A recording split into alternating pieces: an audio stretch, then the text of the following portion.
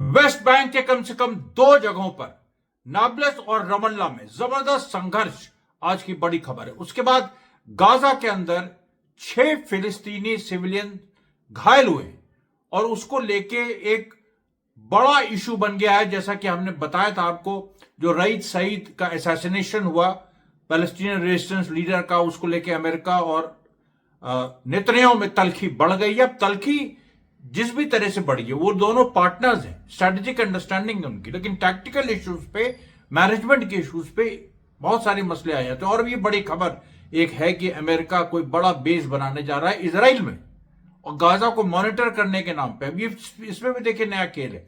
उसके बाद तीसरी खबर यमन से आ रही है। यमन से बड़ी खबर है कि यूएई और सऊदी अरेबिया दोनों आपस में लड़ गए हैं। जो एक हिस्सा यमन का अभी तक सऊदी अरेबिया की द्वारा बैक्ड एक संगठन, जो लीडरशिप काउंसिल था, नेशनल लीडरशिप, ये प्रेसिडेंशियल लीडरशिप काउंसिल, तो उधर जो सदर्न लीडरशिप काउंसिल यूएई का एक अलग मिलिशिया ग्रुप था। दोनों में झगड़ा हो गया। दोनों एक थे पहले अंसारुल्लाह के खिलाफ, यमन के खिलाफ, जो कि पैलेस्टीनियन रेजिस्टेंस को सपोर्ट कर रहा है, ईरान के एक्सेस ऑफ रेजिस्टेंस करता है, लेकिन अब झगड़ा हो गया। उसके साथ साथ लेबनान की भी खबरें हैं, वेनेजुएला की खबरें हैं, और फिर देखिए जो ईरान और रशिया के संबंध है उस पर खबरें। अमरीश मिश्रा स्पीक्स के आज के प्रसारण में आपका स्वागत है। आज कोई वीडियो नहीं आ पाएगा क्योंकि मैं बहुत देर से ये रिकॉर्डिंग कर रहा हूं। मुझे बहुत सारे अपील्स करने थे अपने डिमोनेटाइजेशन वाले इशू पे, बहुत सारा टाइम आज उसमें चला गया, तो मैं आज वीडियो कोई क्लिप्स नहीं दिखा पाऊंगा। मैं आपको केवल नरेट करूंगा और इसको आप प्लीज बेयर विद दिस। कल से मैं फिर एक रेगुलर जो हम वीडियो डालते हैं वो शुरू करेंगे। अब देखिए, जो नाब्लस, वेस्ट बैंक नाब्लस का कसरा इलाका है, वहां पर कम से कम दिन में तीन बार आईडीएफ की फोर्सेस ने घुसने की कोशिश की और तीनों बार वहां पर जो पैलेस्टीनियन रेजिस्टेंस है, और मतलब पैलेस्टीनियन यूथ है, जो मास रेजिस्टेंस है, आर्म्ड रेजिस्टेंस की बात नहीं कर रहा हूं, जो मास रेजिस्टेंस है, उसके साथ संघर्ष हुआ और जिसमें इजरायली फोर्सेस को पीछे हटना पड़ा। हालांकि अच्छा, एक चीज और, एक जगह और भी, स्ट्रीट 465 नॉर्थ ऑफ रमल्ला। अब यहां पर जो सेटलर्स की, इजरायली सेटलर्स की व्हीकल्स हैं, वो बुरी तरह से डैमेज हुई। ये पूरी खबर आ रही है और इसको लेके एक वाइडर जो कंसर्न इजराइल में है कि हम वेस्ट बैंक पे कब्जा करें तो कैसे करें। हालांकि वो लोग पूरा दिखा रहे हैं कि हमने कब्जा कर लिया। स्मोत्रिच भी आज आए, उन्होंने कहा कि देखो हमने लैंड भी चुरा ली, ऐसे मतलब लिटरली लैंड भी चुरा ली, पानी भी चुरा लिया फिलिस्तीनियों का, लेकिन जमीन पे जो रियलिटी है वो कुछ और है। उसके बाद आप देखो, अब ये जो इजरायली फोर्सेस ने आज हिब्रॉन के बाब अल जविया एरिया में एक ज्वेलरी स्टोर को रेड कर दिया, मतलब घुस गए वहां पर ज्वेलरी स्टोर को। अब ज्वेलरी स्टोर को रेड करने का क्या मतलब है? एक ही मतलब है कि कहीं ना कहीं उससे उगाई। उसके बाद जेनिन के जो जेनिन का जो राबा शहर है, उसके रात में काफी उसमें खौफनाक मंजर कुछ पैदा करने की कोशिश की इजरायली फोर्सेस ने, लेकिन वो कर नहीं पाए। उसके बाद नॉर्थ ईस्ट जो कलकलिया सिटी है, उसमें जो जीत इलाका है, जीत गांव है, वहां पर भी इसी तरीके से एक संघर्ष की स्थिति पैदा हुई। फिर सेटलर मिलिशियाज ने एन यगरूद जो टाउन है रमल्ला का, उस पर हमला किया।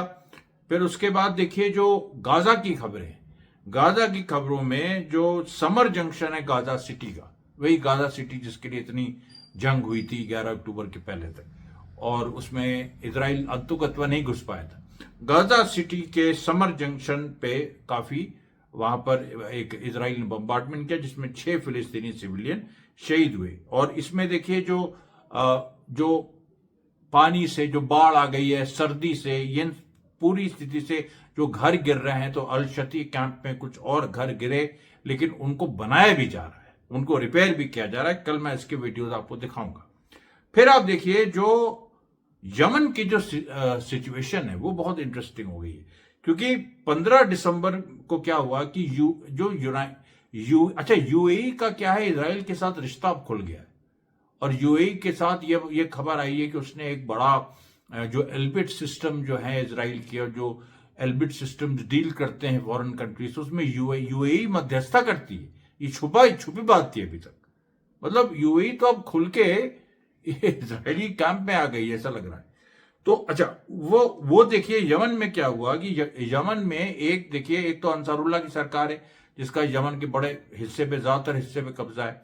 उधर एडेन में बेस्ड एक दूसरी सरकार थी जो जिसको प्रेसिडेंशियल लीडरशिप काउंसिल पीएलसी कहा जाता था, और जो सऊदी अरेबिया के द्वारा बैक थी। अब एक तीसरी एंटिटी उभरी है, एसटीसी, सदर्न ट्रांजिशनल काउंसिल। ये पहले भी थी लेकिन अब उभरी है, अब ज्यादा और सामने आ गई है। इसने हदरा मऊत और अल महारा एरिया जो है यमन का, उसको कैप्चर किया। और किससे कैप्चर किया? ये इन्हीं से, सऊदी अरेबियन से, अंसारुल्लाह से नहीं, सऊदी अरेबिया से कैप्चर किया। अब आप देखो, अब इसमें सऊदी अरेबिया यूएई में भी कॉन्फ्लिक्ट हो गया, क्योंकि सऊदी अरेबिया अभी खुल के इजराइल के साथ नहीं आना चाहता है। अभी वो कह रहा है कि फिलिस्तीनी स्टेट को पहले गारंटी करो, तब हम इब्राहिम कॉर्ड्स का पार्ट बनेंगे। लेकिन यहां पर यूएई के माध्यम से, यूएई अब खुल गया है पूरा इजराइल के साथ, यूएई के माध्यम से पूरा ये एक हमला एक तरह से सऊदी अरेबिया को भी प्रेशर में लिया जा रहा है। और इसको लेके देखिए बहुत महत्वपूर्ण है कि सऊदी डेलीगेशन एक 9 सितंबर को हदरामाउत आया था, 9 सितंबर 2025 को, और उसने बातचीत की थी कि कुछ कॉम्प्रोमाइज हो जाए ये यूएई की जो एसटीसी है और उसकी जो पीएलसी है, लेकिन कॉम्प्रोमाइज नहीं हो पाया। और ये जो यूएई बैक्ड मिलिशियाज हैं एसटीसी के, ये इन्होंने लूटमार की, इन्होंने सारी चीजें की, इन्होंने सऊदी एसेट्स को भी कहीं ना कहीं नुकसान पहुंचाया है। और अब ये स्थिति हो गई है कि जो अंसारुल्लाह है, अंसारुल्लाह ने कहा है कि it is a crisis between two occupiers, यानी जो अपनी हुती गवर्नमेंट कह लीजिए, उसको अंसारुल्लाह कह लीजिए, इसने कहा है कि ये दो ऑक्यूपायर्स, यानी दो लोग जो बाहर से आके यमन को ऑक्यूपाई किए हुए हैं, उनके बीच की लड़ाई है। वो दोनों आपस में लड़ गए। तो जाहिर सी बात है इसमें एक विक्ट्री कहीं ना कहीं अंसारुल्लाह की है, क्योंकि उसके दो दुश्मन जो यमन पे, अच्छा अंसारुल्लाह यमन के ही लोग हैं, वहीं से उभरे, ये लोग बाहर से आए। तो ये जो दो, सऊदी अरेबिया और यूएई में यमन में लड़ाई हो गई है, अब इसमें इजराइल किसके साथ है, अमेरिका किसके साथ है, वो ज्यादातर यूएई के साथ है, आप ये समझ लीजिए। तो ये भी बड़ा इंटरेस्टिंग। और सऊदी अरेबिया अभी क्या है, बहुत यमन से पीछे हट रहा है वो, क्योंकि ईरान से वो दोस्ती चाहता है फिलहाल के लिए। वो ये उसका एक ये बन रहा है कि अमेरिका से उसके इंटरेस्ट प्रोटेक्ट नहीं होंगे। उसके बाद देखिए जो ईरान और रशिया के संबंध है, वो 3 साल के रोड मैप उसका तैयार हो गया। और foreign minister Abbas Araghchi Iran के, और उनके रशियन काउंटरपार्ट सर्जाई लावरोव जो रशिया के फॉरेन मिनिस्टर हैं, दोनों की बड़ी इंपॉर्टेंट मीटिंग हुई और एक रोड मैप तैयार हुआ 3 साल का कि अगर कोई ऐसी स्थिति बनती है, इसमें यहां तक बात हुई कि अगर कोई जंग जैसी स्थिति बनती है तो क्या होगा। और इसमें जो ईरान के फॉरेन मिनिस्टर अब्बास अराक्ची हैं, इन्होंने रशिया के फॉरेन मिनिस्टर को धन्यवाद भी कहा कि ईरान के साथ वो खड़ा रहा जब जर्मनी, इंग्लैंड और फ्रांस ईरान पे दबाव डाल रहे थे, सैंक्शंस की बात कर रहे थे। तो वो सैंक्शंस बिल्कुल यूएनओ के सिक्योरिटी काउंसिल में रशिया ने नलिफाई कर दिया, बिकॉज रशिया परमानेंट मेंबर है सिक्योरिटी काउंसिल का। उसके बाद जो ईरान का हंडाला ग्रुप है, बड़ा ही खतरनाक, ये तो बेडरूम तक पहुंच जाता है इजरायली पॉलिटिशियंस के। इसने जो प्राइम मिनिस्टर नफ्ताली बेनेट है, एक्स प्राइम मिनिस्टर, और अभी भी एक इंपॉर्टेंट रोल प्ले करते हैं ज़ायनिस्ट लीडरशिप में, इनके फोन को हैक कर दिया। ये पता नहीं, ये मेरे ख्याल से टॉप इजरायली लीडरशिप का हैक हुआ 14 या 15वां फोन है। मतलब ऐसे ऐसे चीजें हंडाला ने की हैं, बेडरूम में घुस गई है।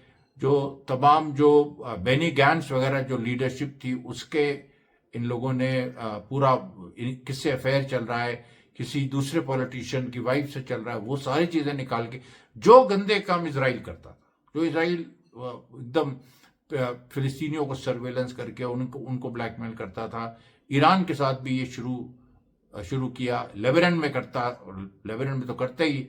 तो ये जो सारी चीजें हैं, हंडाला ग्रुप एक ऐसा एक काट निकाली है ईरान ने कि जो इजराइल की रातों की नींद कहीं ना कहीं हराम कर रही है, इसमें कोई दो राय नहीं। फिर आप देखो कि जो वेनेजुला है, अब वेनेजुला पे ये स्थिति हो गई है कि अमेरिका ने फॉर्मली उसकी सरकार को एक बकायदा आतंकवादी संगठन कह दिया। तुम्हें सरकार को, मतलब कल भारत को कह दोगे आतंकवादी संगठन, तो ये तो कोई बात नहीं हुई ना। कोई आप किसी सरकार को इस तरह से कुछ भी कह दोगे। अब इसको लेके इंटरनेशनल लॉ का वायलेशन तो अमेरिका कर रहा है, तो रशिया से लेके तमाम जो और देश हैं वो खड़े हो गए हैं वेनेजुएला के साथ।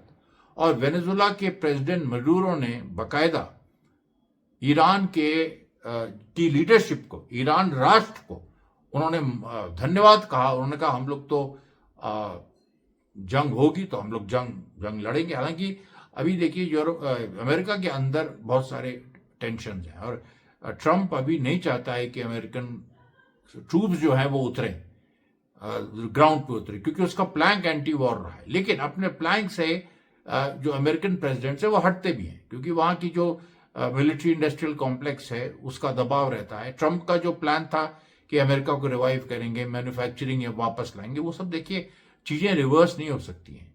अब अमेरिका का इंडस्ट्रियल रेवोल्यूशन हो गया 100 साल पहले, 1820 से 1920 के बीच में।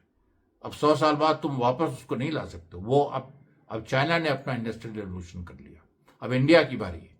इसलिए अमेरिका वापस ये चीज नहीं कर सकते। इसलिए अमेरिका में मिलिट्री इंडस्ट्रियल कॉम्प्लेक्स फिर हावी कहीं ना कहीं हो रही है ट्रंप के ऊपर। लेकिन ट्रंप उसको रिजिस्ट भी कर रहा है, क्योंकि अमेरिका की जनता नहीं चाहती है ये कि हम वॉर्स में फंसे।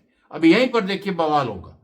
जो प्यूटिन ने कहा था जब ट्रंप इलेक्ट हुआ था कि ट्रंप के इलेक्शन से अमेरिका में सिविल वॉर जैसी स्थिति पैदा होगी, क्योंकि ये बहुत सारी चीजें सही करना चाहेगा, इसको करने नहीं दिया जाएगा, फिर ये उल्टा करेगा, दूसरी गलत चीज करेगा, फिर जनता विद्रोह करेगी। ये पूरा एक देखिए एक माहौल बन रहा है। और इसमें आपको एक चीज और बता दें कि गाजा में इस समय जो मैंने शुरुआत में बताया था कि अमेरिका एक जो इंटरनेशनल स्टेबलाइजिंग फोर्स उतारना चाहता है गाजा में, कि वो पैलेस्टीन रेजिस्टेंस को डिस्प्लेस करे, तो उसके लिए उसने अब इजराइल में एक जगह चुनी है, जहां पर अभी किरियत गत में, जहां एक मिलिट्री एस्टेब्लिशमेंट बना भी हुआ है। और किरियत गत से ये है कि अमेरिकन जो ट्रूप्स हैं वो ऑपरेट करेंगी इंटरनेशनल स्टेबलाइजिंग फोर्स। लेकिन इंटरनेशनल स्टेबलाइजिंग फोर्स है कहाँ, वो इंटरनेशनल कैसे है? अगर अमेरिका की उसमें ट्रूप्स होंगी तब तो अमेरिकन इन्वेजन हो जाएगा। अमेरिकन इन्वेजन केवल गाजा का नहीं, इजराइल का भी, इजराइल का भी अमेरिकन इन्वेजन। बताओ ये स्थिति कितनी एब्सर्ड। ये होता है कि साम्राज्यवाद एब्सर्डिटी की तरफ जा रहा है,